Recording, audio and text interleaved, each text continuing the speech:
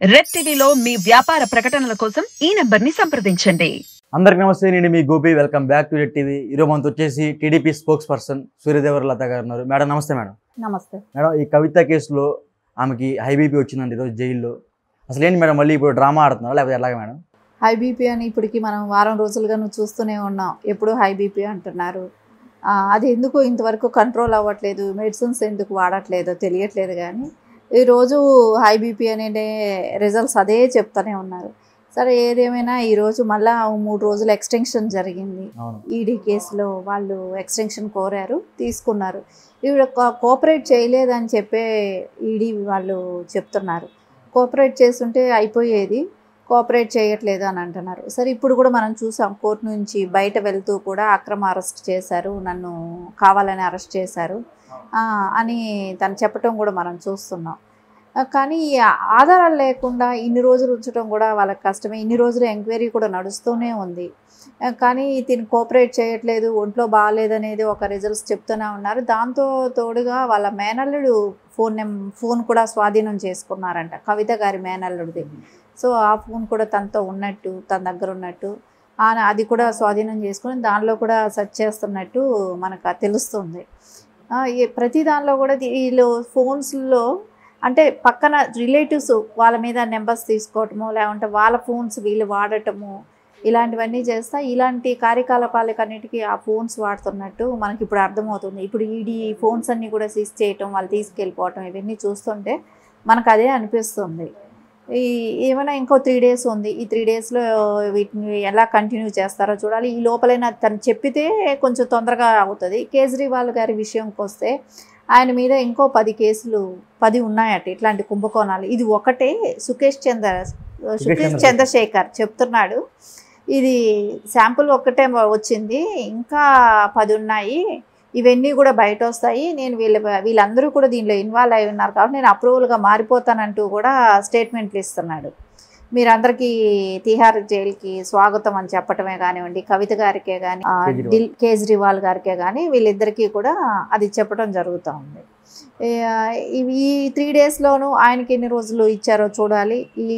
ఈ వారంలో అయినా ఒక కొలిక్కి వస్తుందేమో చూడాల్సిన అవసరం ఉంది. కవిత గారికి బీపీ వచ్చింది, అనారోగ్యంతో పాలవుతుందని చెప్తున్నారు కదా, ఇదేంది బెయిల్ కోసం ఏమన్నా ట్రై చేస్తున్నారా మేడం ఈ కోణంలో?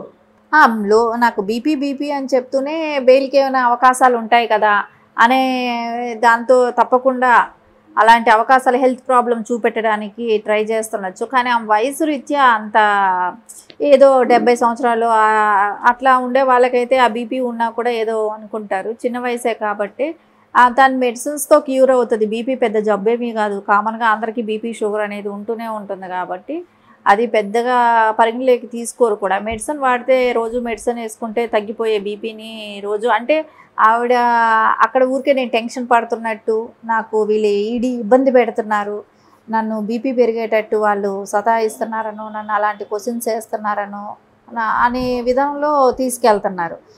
ఇదివరకు 3rd degree నా మీద యూజ్ చేస్తారేమో అని చెప్పి సుప్రీంకోర్టు. కానీ ఈరోజు ఆ విషయం తను కోర్టు నుంచి బయట వచ్చేటప్పుడు ఎక్కడ కూడా ఆ మాట ప్రస్తావించలే.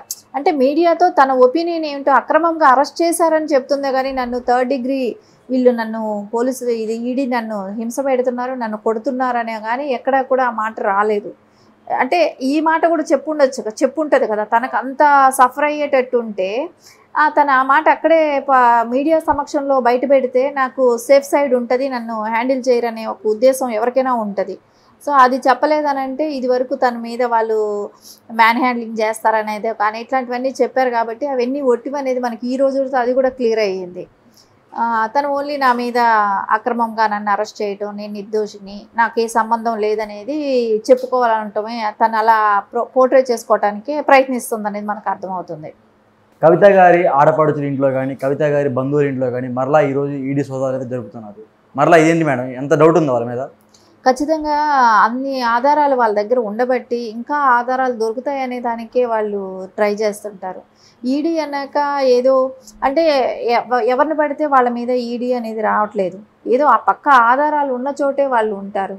సో ఇప్పుడు ఏమైంది, కవిత గారి దగ్గర కొన్ని ఆధారాలు దొరికాయి. సరే, వాళ్ళ పిఎల్ తీసుకెళ్లారు, అక్కడ దొరికింది. వాళ్ళు కొంతమంది అప్రూవర్గా మారిపోయారు. ఇదే కేసులో ఇన్వాల్వ్ అయిన వాళ్ళు కూడా కొంతమంది అప్రూవల్గా అయిపోయారు. ఇప్పుడు సుకేష్ చంద్రశేఖర్ చూసాం. ఇలాంటి వాళ్ళందరూ కూడా అప్రూవల్గా అయిపోయినప్పుడు ఇంకా తెలియాల్సినవి ఉన్నప్పుడు ఖచ్చితంగా వాళ్ళ చుట్టాలు ఇళ్ళు కానివ్వండి, అవన్నీ సోదాలు చేయటమే కానివ్వండి, వాళ్ళ ఫోన్స్ అన్ని రికవర్ చేసుకోవటమే కానివ్వండి, ఇవన్నీ కూడా తప్పకుండా జరుగుతాయి. ఈ ప్రాసెస్లో వాళ్ళందరి ఫోన్ నెంబర్స్ కూడా తీసుకోవటం జరుగుతుంది. ఈ సుకేష్ చంద్రశేఖర్ లాస్ట్ టైం కవిత గారికి లేఖ రాశారు. ఇప్పుడు కవిత గారు అరెస్ట్ అయ్యారు. నిన్న కేజ్రీవాల్కి లేఖ రాశారు. కేజ్రీవాల్ కూడా అరెస్ట్ అయ్యాడు. ఆయన లేఖ ప్రభావం ఏంటి మేడం అసలు? అదే చెప్తున్నాడు, లేఖ ప్రభావం అంటే ఈ వీళ్ళల్లో ఇన్వాల్వ్ అయ్యి చేసిన వ్యక్తులు ఆయన కూడా ఒకడు కాబట్టి, ఈ గ్యాంగ్లో అతను కూడా ఉన్నాడు కాబట్టి, సో నెక్స్ట్ ప్రొసీజర్ ఎలా వెళ్తుంది, ఆయన్ని క్వశ్చన్ చేసి ఉంటారు. అతను ఎలా రిసీవ్ చేసుకొని అతని దగ్గర నుంచి స్టేట్మెంట్ తీసుకున్న తర్వాతే వీళ్ళందరి దగ్గరికి కూడా వచ్చారనేది మనకు ఒకటి క్లారిటీ అర్థమవుతుంది. సో అది కూడా చెప్తున్నాడు కదా, ఒక కేసులో కాదు ఇంకా 10 కేసులు ఉన్నాయి కేజ్రీవాల్ మీద ఇలాంటి కుంభకోణాలు. అంటే మనకందరికీ తెలిసి ఇది ఒక్కటేమో అనుకున్నాం. సుకేష్ చంద్రశేఖర్ చెప్తున్నాడు ఇంకా 10 ఉన్నాయి. సో అవన్నీ కూడా బయట వస్తాయి, అవన్నీ తొందరలో బయట వస్తాయి అని చెప్తున్నాడు. సో ఖచ్చితంగా ఇది లెక్కను చూస్తే ఇది చాలా పెద్ద స్కామ్లు చేసినట్టున్నారు. ఇవన్నీ కూడా ఒక్కోటి బయట వస్తాయి అనేది అయితే మనకు అర్థమవుతుంది. అతను వేరే వెల్కమ్ చెప్తున్నాడు, జైలుకి అందరినీ ఆహ్వానిస్తున్నాడు, అతనితో కలిసి పనిచేసిన వాళ్ళందరినీ ఆహ్వానిస్తున్నాడు. కవిత గారి భర్త ఎవరైతే ఉన్నారో అనిల్ గారు, అతని మీద కూడా ఈడీకి విచారణకి అయితే రమ్మన్నారు. అయినా సరే ఈయన విచారణకి గైరు హాజరయ్యారు. ఏంటి మేడం మళ్ళీ అతన్ని లాస్ట్ మండేనే రమ్మని చెప్పారు, కానీ ఇప్పుడు ఎక్కడున్నాడో ఏం చేస్తున్నాడో ఎక్కడ కూడా ఏమీ తెలియట్లేదు. దీనిలో కొన్ని మీడియా కంపెనీలకు కూడా ఈ ఇన్ఫర్మేషన్ ఉంది, మీడియా వాళ్ళకు కూడా కొంతమందికి ఇన్ఫర్మేషన్ ఉందనేది కూడా మనకు అర్థమవుతుంది. ఇవన్నీ కూడా అర్థమవుతుంది. అతను ఎక్కడో ఎస్కేప్ అయ్యాడు, ఇంతవరకు ఎక్కడికి కనపడటం లేదు. ఈడీ దగ్గరికి వెళ్తే అతను కూడా అరెస్ట్ చేసే అవకాశాలు ఏమైనా ఉన్నాయా అనే దాంతోనే భయపడుతున్నారంటే వాళ్ళల్లో కూడా ఎంతో అంత తప్పు ఉంది. సో వీళ్ళు దానిలో ఇన్వాల్వ్మెంట్ ఉంది కాబట్టేగా వీళ్ళు భయపడుతున్నారు. ఏ రకమైన ఆధారాలు లేకపోతే భయపడాల్సిన అవసరం లేదు కదా. వీళ్ళు అసలు అటెండ్ అవ్వడానికి కూడా భయపడుతున్నాడు.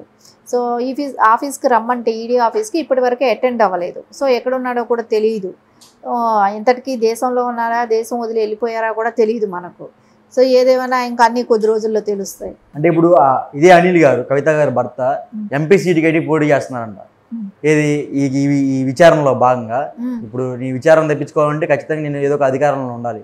సో నేను ఎంపీగా పోటీ చేస్తా టీఆర్ఎస్ నుంచి అని అంటున్నాడు.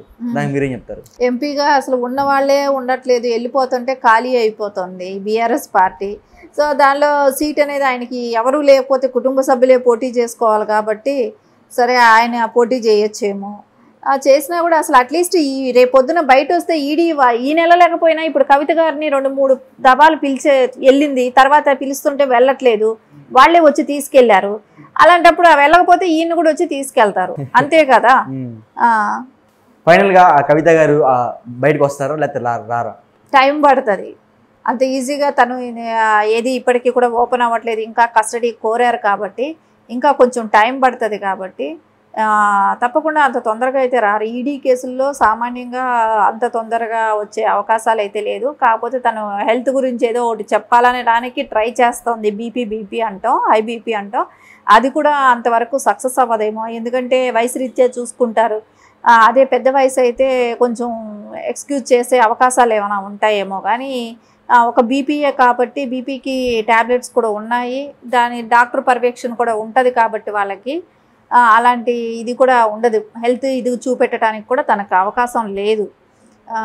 టైం పడుతుంది. వీళ్ళు తొందరగా కంప్లీట్ చేసుకోవాలి. ఇంకా తీసుకురావాల్సిన వాళ్ళు ఉన్నారు, ఇంకా వాళ్ళందరినీ విచారించాలి, తర్వాత వెళ్ళాల్సి ఉంటుంది. నిన్ననే ఒకసారి సుప్రీంకోర్టులో వేసింది, రిజెక్ట్ అయింది కూడా మనం చూసాము. ఇంకా ఖచ్చితంగా టైం పడుతుంది. Thank you madam. Thank you.